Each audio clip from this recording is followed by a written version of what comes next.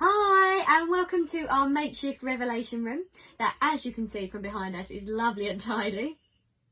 But we're not going to dwell on that. So the idea from us over the next few weeks is to try and bring you a couple of crafts that you can do with your little ones, just to keep them entertained over the next few weeks.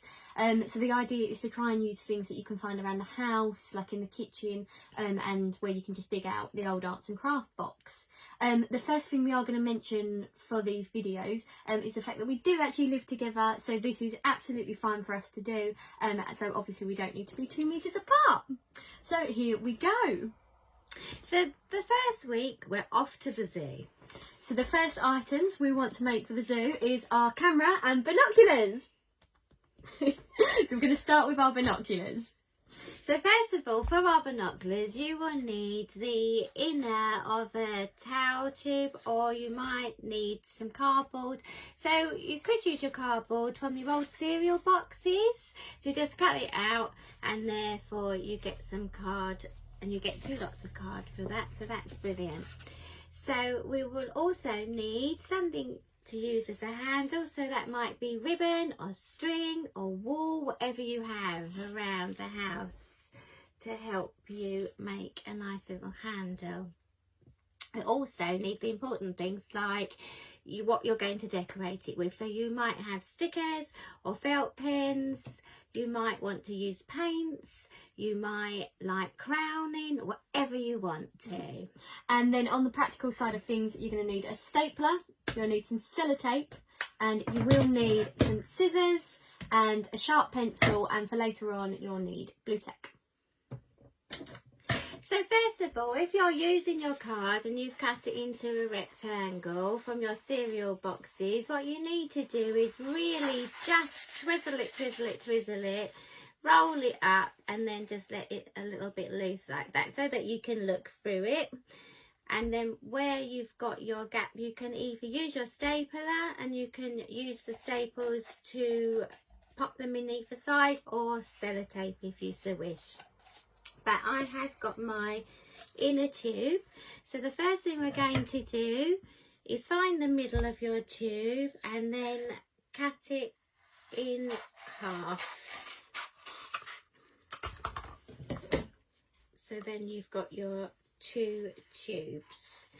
The next thing you need to do is to staple it together. So the idea really is to push the stapler, if you have one, as far down as you can. If you haven't got a stapler there, then obviously just do your sellotape. One normally fits it together just fine, and for safety reasons, it's always nice to add a little bit of sellotape on top of the stapler where it's gone through, just in case the little ones put their hands in and they might nick their fingers. So there we go, the beginning part of your binoculars. So the next stage is to add our handle, if we get the example. As you can see, ours is orange there. So this is where you need to take your ribbon or old string or wool or whatever you manage to find. So what we are going to do is to poke one end through one of the tubes like this. Here we go. And then what you want to do is just tie a knot on the other side like so. And we're going to double knot it just to make sure it doesn't come off. There we go. And we poke it through like this and pull the other side. There we go. So there you have it. So now we're going to do exactly the same with the other end. So we get the other end, poke it through the other tube like so. And now this stage, it's really important to remember that this part of the handle needs to be quite small, because we don't want small children to be able to actually fit it over their necks. That's just for health and safety, just in case they do grab hold of them when you're not looking or anything like that. So I'm going to do exactly the same on the other side. We're going to tie it in a knot like this. Through we go. And then what we're going to do is double knot it again, like I said, because we don't want them to come apart at any point. Like that. There you go. And if you have got excess like that, like I have, you just want to grab your scissors and chop off the end. And then you have it. We've got our little handle for our binoculars.